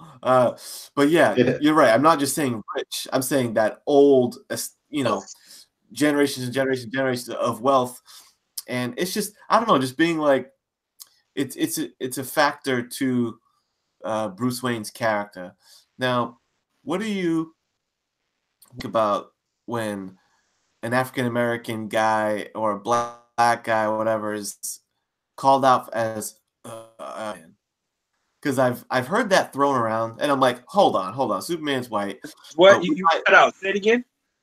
Say it again. Let me just preface it this way though, is because my argument with the race thing is usually as long as it's pertinent to the character, don't change it. Bruce Wayne, I think you can't change it. But when I ask myself about the Superman thing, I'm not sure if you can't change it because aside from always been that way, I get it. But is there anything inherent with Clark Kent, Superman's character, that makes him a white guy? What do you think? Hell yeah. Yeah, Midwest Kansas, kind of. I don't know. Tall, dark, and handsome. Tall, dark, and handsome, right? Being not dark, meaning like this. Dark meaning as his hair. I mean, we all know what it is, man. I mean, I wouldn't want to see a black Superman. Hell no. I mean, I guess the white guy part of Superman isn't like an essential part of his character, but he's been such a character for such a long time, and he's the flagship character of DC Comics. They won't let you change him at all. Right? He'll have to be that white, dark-haired guy. They wouldn't even let you make him blonde. I guarantee it. Here's one. This one might even make more sense. Would you want to see a black Tarzan? Hell nah. It would make more sense though. Could Tarzan actually be a black guy in the jungle? Yeah, but I wouldn't want to see it because it's not. Would you want to see a black Tarzan? Yeah, no, I don't think I would. Nah, that's funny. It'd be silly. It'd be silly. It doesn't make no sense. Yeah, because we all know Tarzan as that white guy in the jungle, right? And so if you change it up, right? That's right. White guy in the jungle is kind of Tarzan's gimmick. Yeah. Yeah. I don't think a Superman could be black, but on the flip side, even though he's not a superhero of sorts, I could see they were talking about Idris Elba playing James Bond. Now I could see that as a change. Yeah, I'd be okay with that. I'd be really okay, especially if it was Elba, because he's such a good actor as well. I like him. Yeah. I mean, because that feels like a natural transgression, rather than just them throwing out something at you just for the sake of being. Actually like a dapper British dude, Idris Elba. Huh? Oh yeah, he just actually like a smooth, dapper British dude. So it's not that far fetched. Exactly. Steel Superman. Yes. I don't know about James Bond, but that 007 title, it's just a title, right? It's not like, because I haven't followed the books really or anything of James Bond or know too much mythology, but the same guy, James Bond, it's a title of 007 that is getting inherited over the years. Is that how that works? Yeah, it's an one guy. He's 007. Yeah, Agent 007. He is like James Bond in all the books and everything. It's not just one guy, right? No, he don't have to be. I mean, that's kind of like the spy. But I guess for people. I guess if James Bond got killed, the next 007, John Jones or whatever. But okay. Who knows, right? Whatever his name is. I wouldn't want to see John Jones. What do you think, John Jones? Getting into the 007 AM?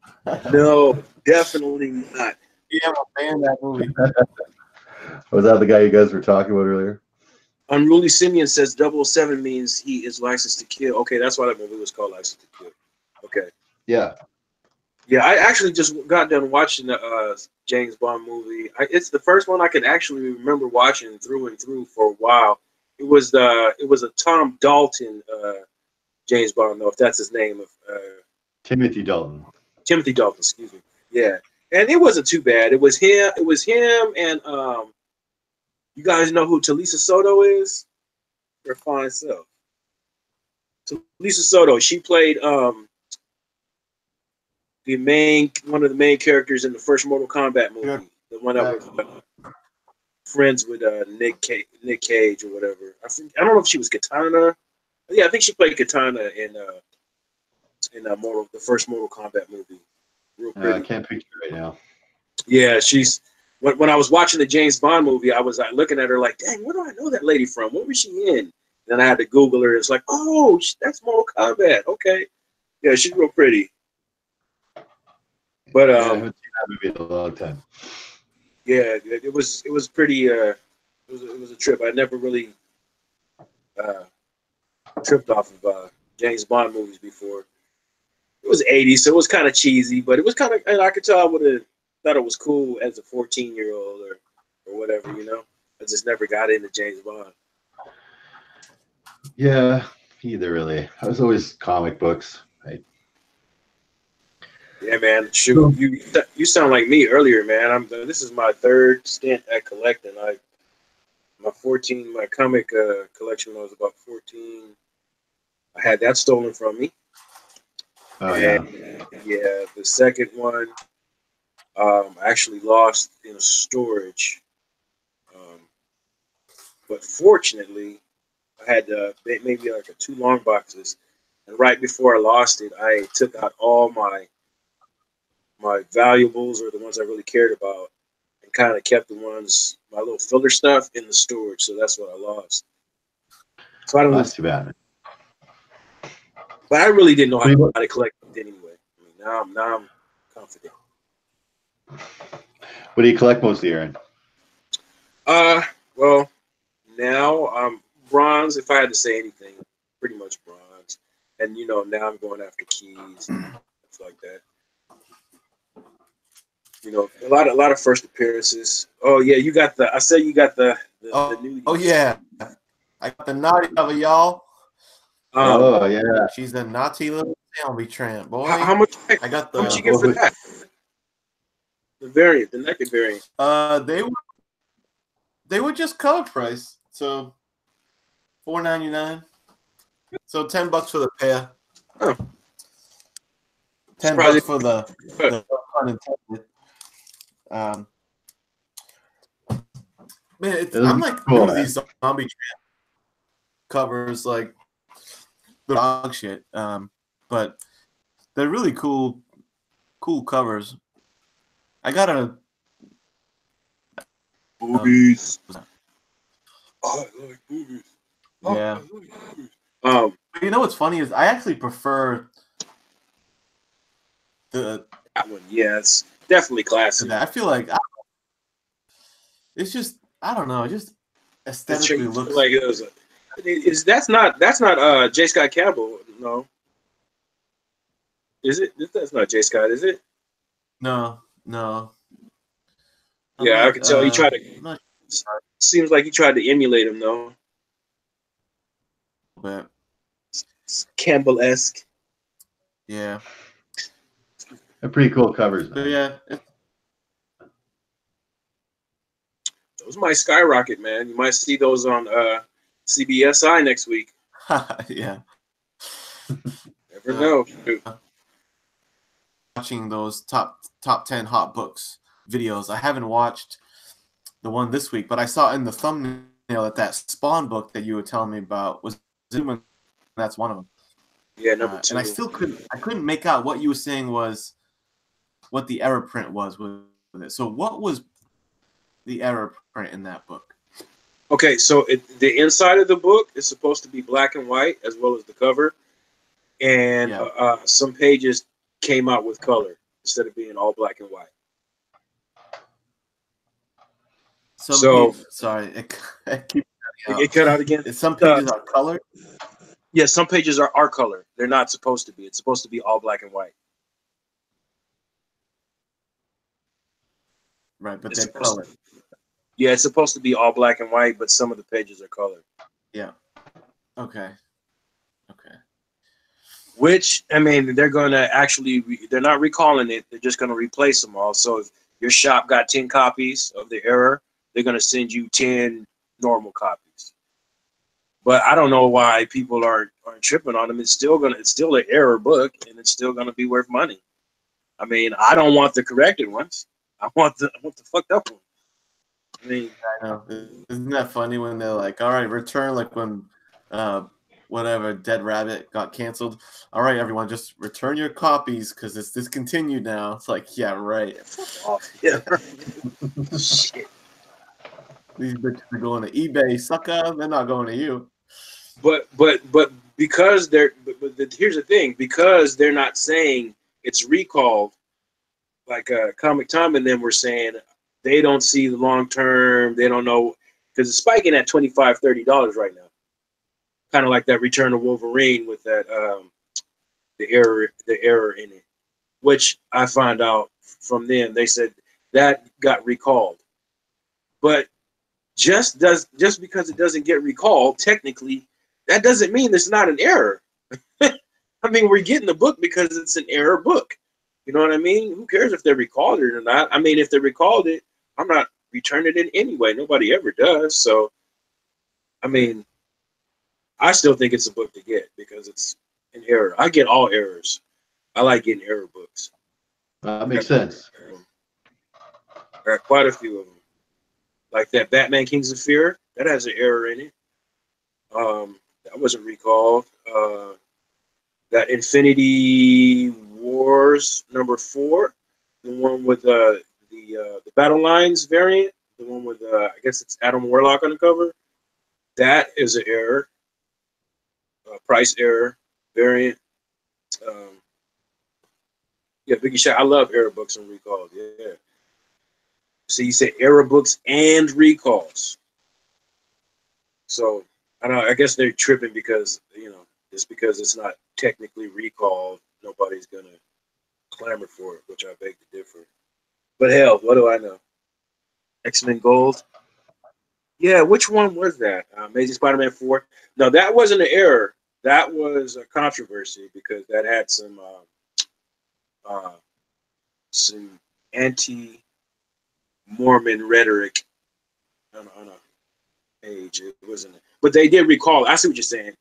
It wasn't recalled. I mean, yeah, that was actually recalled. Yeah, I don't think that was. Amazing Spider-Man 4. It wasn't recalled. They just did a second print and took that out of it. Kind of like that Wolverine with the racial slur in it. I guess that's what Wolverine 131. I think it's 131. Yeah, with the anti-Semitic racial slur. It's kind of that same kind of situation.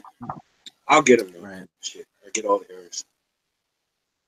I don't have that. You guys have that one, that Wolverine one with the racial slur? I don't have it. No. I've actually run across it, but it was the corrected one, which of course I passed up. Don't want that one. I want the bad stuff. No. It's like I only had one of them. Those DC logo variants. You hear people talking about those? Why'd you sell that, man?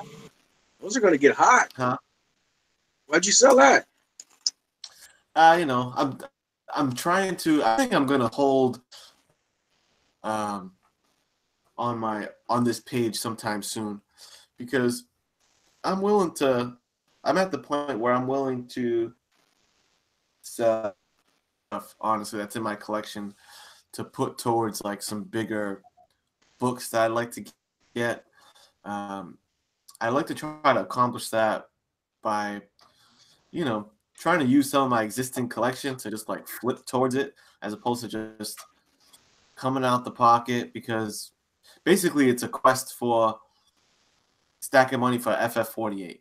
You know, Yeah. I feel like I would be okay with selling off like of this collection to acquire that book. You know, so How much is that book? Let's get specific here. I mean, I know it's expensive. Do you know how much that book is?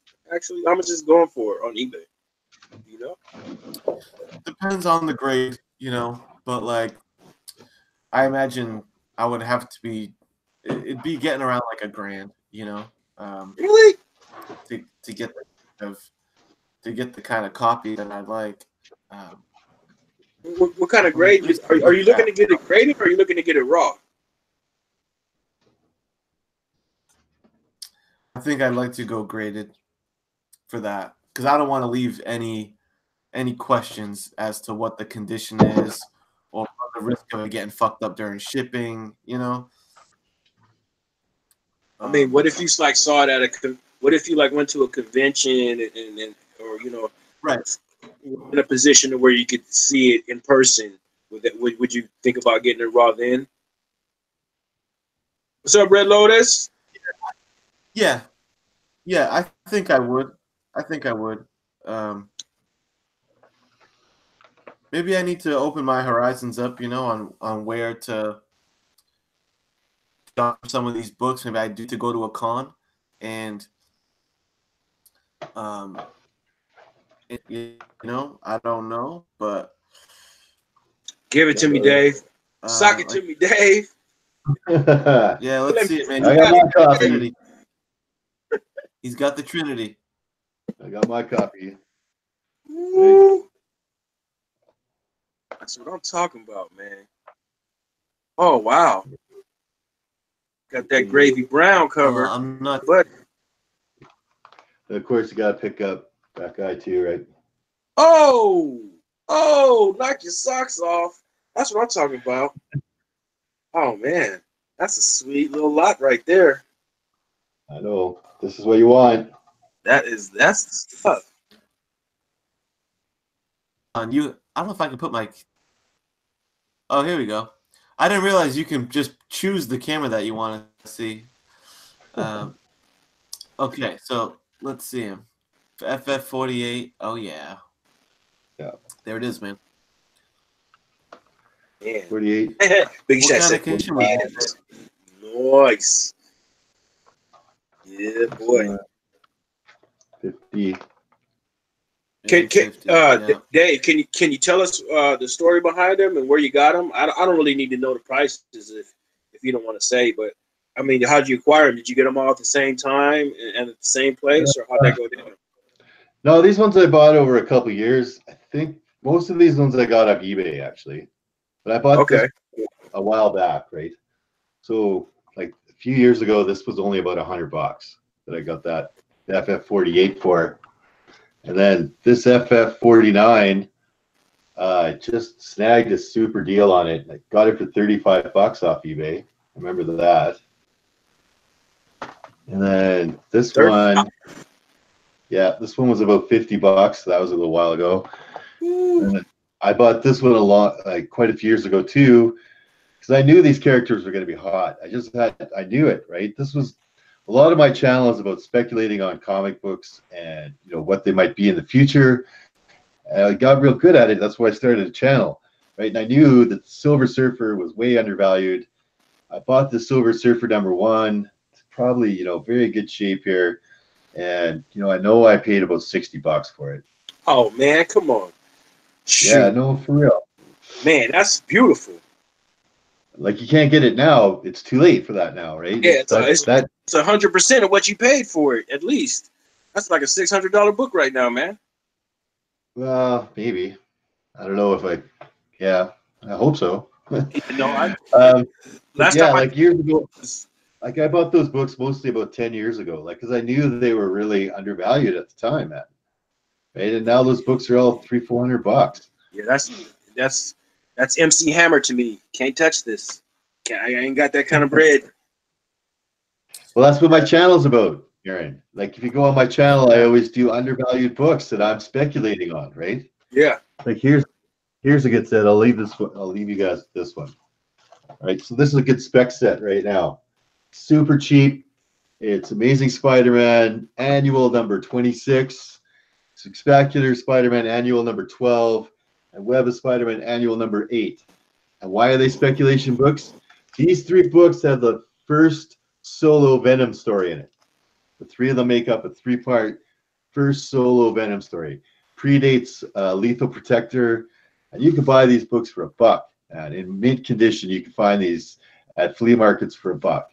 So what if they turn out to be $10 or $15 book in like 5 or 6 years, right? Well, I see that red banner across the top. What's that story arc? That's the story arc that kind of follows Spider-Man, but there's a second story arc, and that's that little Venom. You can see Venom's face there.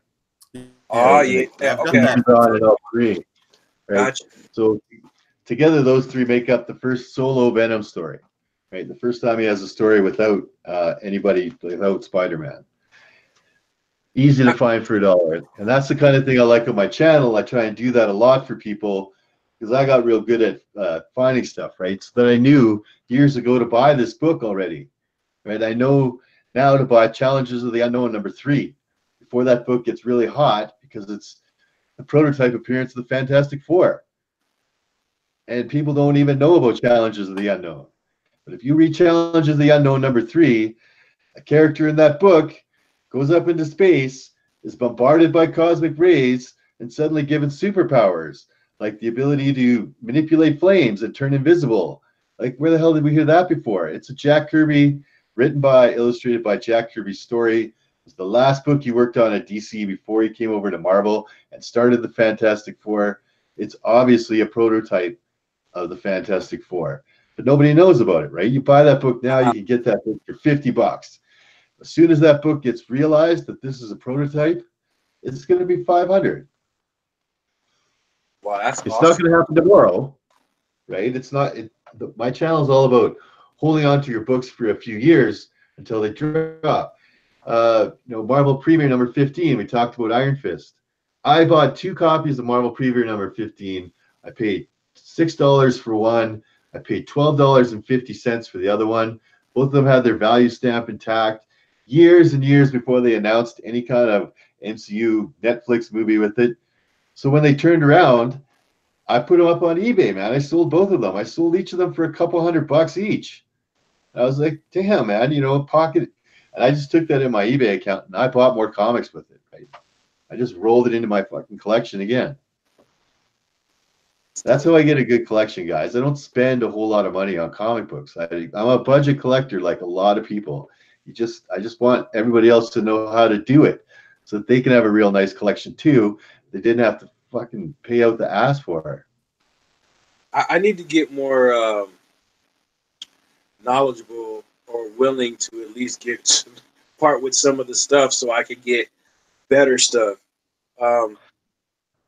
Yeah, I mean, there's like you got to be able to. I have a pile, like I have a little box. These are my traders. I'm not going to get attached to these ones because I might sell them or I might trade them to a comic shop. Like I'll trade comics to a comic shop and I'll tell the guy, I'll take store credit. And if you take store credit, he'll give you better money for it. He gets a better deal, you get a better deal. You know what I mean? And I'll get better comics that way. Yeah, trade you get like half in credit, but if you take the cash, they only give you like 20%, if that. Yeah, right. If you're lucky. Like I'd be willing to part with this. I mean, I'm trying to get rid of stuff I didn't want to get rid of, but I mean this. I try to get rid of stuff like this. I mean, even though this is kind of like a grill of mine. It's a great book. That's a great book, man.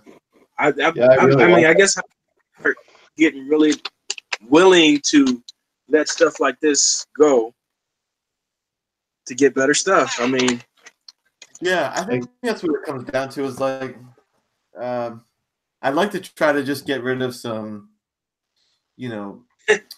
good comics that I have.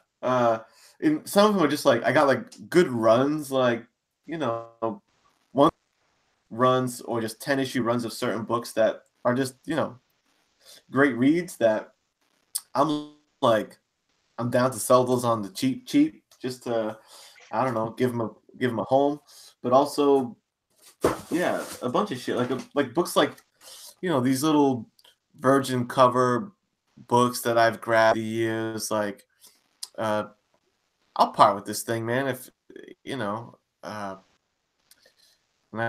wouldn't. But you wouldn't part with the real one though. That 347. I probably would. I don't have it, but I probably would. Depending on what the goal's working towards. There's some of these slab books that I have here that I would even sell, not totally, married to the idea of. I mean, Mora, it's not a character I feel strongly about. So on the right deal, I might consider it. Nah, I can't let you do that. I can't let you do that, bro. The stuff that's got maybe not, but you can get that book back. Not that one. Yeah, it doesn't have to be not that one either. Like at one point, I had a massive action figure collection. I had just about every single Legend figure there was, like dozens and dozens. I actually built a scale city to display them in, like had buildings, fucking all streets, and all kinds of crazy shit. And when I got married to my wife, it was too big, right? And I stored it all into Rubbermaid containers, and they were in my storage room for a long time. And after a while, I was like, screw it. And I put them all on eBay, and I sold them all off, and I turned them into comic books, man. And I got thousands of dollars from that I turned into comic books on eBay. Shit like that. But like, you can't be too attached to your collectibles. You never know when someone's going to break into your house to steal them, right? You never know what's, pipe's going to burst in your bathroom and flood them out. That happened to a friend of mine. So, hey, Lord forbid, I often think about fire for some reason. Or fire, God no. Right? Yeah, I'm with you. I had a bunch of Ninja Turtle figures that I still had, like in the package. I ended up selling those off. Like I think I made like $500. There you go. That would have been an FF48 for you, buddy. Maybe not a high grade one. Yeah, I know. I'm willing to slim down. I don't need long box on top of long box of comics. I'm down to slim it down to maybe some pattern. Nerd versus Fat is gone. All right, Nerd. Peace, brother. Thanks, man. Biggie Shack, you still got your toys, huh? I think I saw some toys in your room. That's pretty dope. He's got a lot of Star Wars stuff. Man, my boy had a lot of Star Wars stuff, man. That I know. That's Star Wars, especially if it's boxed. Well, I see a lot of those people on those pops now, though. I'm wondering if I'm missing the train with those pops. And my buddy's got a tremendous collection, and I see that they go for a lot of money. I mean, shit. Those pops are comparable to comics, and like Grails. I mean, I see pops worth five G's. It's kind of ridiculous. What? Yeah, man. No bullshit. How much? Which one is 5Gs? Oh, there's a lot. There's a lot. Really? Go watch. You ever watch Gem Mint Collectibles? Yeah. Gem Mint Collectibles. Go. They attended a con about 6 months to maybe a year ago. Don't mark my words because I'm wacky with time. I'm like one of those guys that say the other day and it really happened, a month ago. But they did a video a while back with them at conventions, and while they was at a convention, they went to this guy's booth, and he had a shit ton of Funko Pops, man, and shit. A lot of them were 3,000, thousands, 500. I seen one for 5,000. Yeah, but Aaron, those things will never hold their value, man. Think of Beanie Babies. Remember when Beanie Babies were a huge thing? There were people Yeah. paying thousands of dollars for certain Beanie Babies that aren't worth crap now. Are they? Yeah, Beanie Babies were huge at one point. Yeah, I remember. Beanie Babies were going for 20 grand. You can't get that for that same Beanie Baby now. That none of those things held their value, man. None of those pops will hold their value like a comic book will. Comic book will always hold its value. The key will. Yeah. I Yeah. agree. That's I don't think probably why I'm like I'm like Biggie Shaq. Biggie Shaq said pops are stupid. I got one. And I There had you my go. hand another one the other day. It was like a small little one for like $5. It was at my LCS. And I was like, it's only $5. Kind of cute. Should I take it just to have one? I got a couple of them. I have a couple of pops that are just, they make like nice little accent pieces on my bookshelf. Right. Where all my trades are and stuff. You know, cool one like carrot. Like I got a Magneto one. The Ghost Rider one is pretty badass looking. Little bouncy head skull on fire. You know, stuff like that. I don't have any of them to collector's purposes. I grab them. I chuck the boxes out. You know, I'm just letting them kill on the shelf. Yeah, you're not paying $5,000 for any of them. That's Yeah. Now that Dave said that, I mean, like I said, I didn't know that was the catch. They don't hold their value. Yeah. So I won't be venturing into that. like if you see a pop character that you like and it's $5-10, buy it, right? Because it's just a little thing that you like, but don't bank on them to be worth a lot of money later in the future. Yes, see, that's something I would do. You know what I mean? I would say, oh, you know, I like this Jango Fett pop. You know, he's a cool character or whatever. It's Jango Fett. He might, you know, popular. He might rise. You know, and it could. But like I said, if they're not typically holding their longevity prices and longevity, I'm good. If it's not doing, if you want to do a fast flip on them, and that's it's to be determined. I mean, we don't know. We haven't put it to the test. You know, of if the pops will maintain or not. I think that company Funko seems to, you know, they're not a fly by night company. Funko, they've been around for a little while. yeah, I imagine themselves to stay somewhat relevant. They have a good little special on Netflix about their whole history. It's actually quite entertaining. Yeah, I saw part of it. It's pretty good. I was definitely I definitely didn't know that about them, and it definitely intrigued me. But then again, not enough to buy one. You know, like I said, I'd much rather do these. Right. You know, again, well, that's a cool Batman. Batman Adventures. You know what this is? This is a nice one. I recently, No ice. I actually recently sold that. I recently sold that one too. You sold this? Sold it. Man, this is $100 book. Why would you do that? I know. It is a nice book. I was just in flip mode, you know. Yeah, I see that. I'm actually a product of that because I was wondering why the hell you was selling me that X Factor 6. I was like, dang, this fool just selling keys. I wish I could do that. I know. I'm too greedy. I know. I forget what I put that towards, but selling you that book, you know, I ended up with one of these, you know, not that sale alone, but yeah, put it towards that. Some of the books helped me get one of these slabs, you know, maybe that Eternals or something.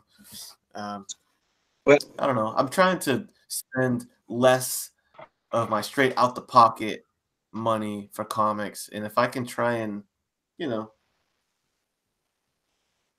stuff towards other books, I'm gonna try to do that. See, the thing is, I gotta trade stuff. You'll get into it, man. You'll get into it. You'll figure out how to do it better. You'll start to flip books when you want to like put money towards bigger books and stuff, right? You'll figure it out. Yeah. Experience. Guys, I think I'm gonna. Hey, anyway, boys. Yeah. I'm at that awkward silence. I'm at 2:30 a.m. Yeah, I know. Like, seems like the point. Go. Somebody say it first. I'm out. Oh, man. It's been really great chatting with you guys. Yeah, man. Aaron, really, really nice to meet you. Nice to meet you too, man. ComicHead, glad that we could finally get on a live chat together here and talk, brother. That was great. Most definitely. Yeah, like I said, Aaron, really nice to meet you. Yeah. Great talk to have with you guys today. It was really fun. You know, I'm gonna go back right now and binge watch your channel. Yeah, I'm gonna go binge watch yours too, man. Like, man, I'm gonna go see what this Don't guy expect has. too much, man. I'm trying to get to you guys' level with the lighting and the equipment and all that stuff, but it'll come. It'll come. Baby steps. Yeah, Baby steps. you'll get there. Yeah, man. It's been a pleasure, Okay. fellas. Yeah, for sure. Yeah, like I said, I'm gonna see if I can figure out my my little broadband issue for next time, and hopefully we can have a smoother chat next go around. D-Rock, figure what's out happening? that, D-Rock, hey everybody! Before we, man, if we could, I'd like to do that. Shout out everybody. I know we had Biggie Shack in there. Yeah. We had oh man, we had 11 Black Key Comics. Gosh. Got Nerd versus Fat. Drunk in the house. All right. Drunk. D-Rock. Yeah, man. Shoot, it's not letting me go back, but everybody who chimed in and Biggie gosh, Shack we says had we're the best live chat going. we had Rag hell of an 718 here. I love his channel a lot, Rag 718. Yeah, thanks, Big Shack. Yeah, everybody, man. Thanks for tuning in, guys. Oh, how was it, D-Rock? Did you have fun? Who'd you see with real quick? I just want to know the comic. I love comics. Just want to know if he was famous.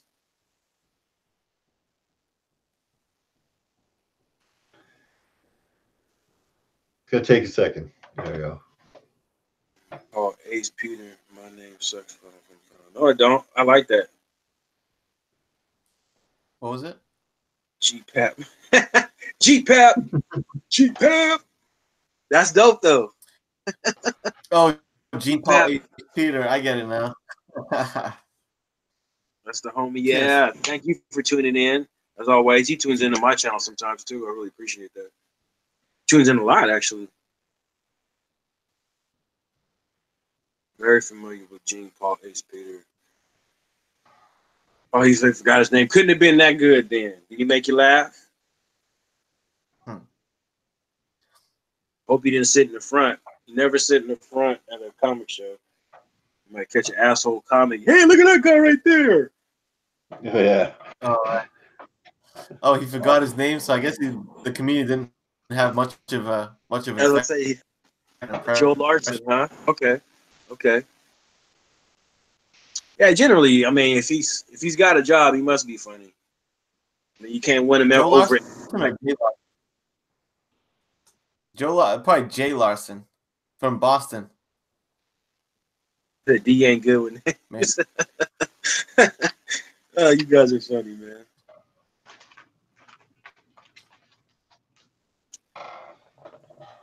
Yeah.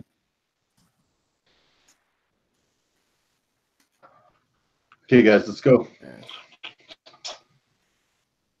Okay, fellas. Because he's that's because he was drunk. Yeah, that's what I'm saying. No, he does. I was in row 2. Okay. Okay. Oh, so he's kind of like a clean commentator. He wasn't too raunchy. No, it's not Jay Larson. No.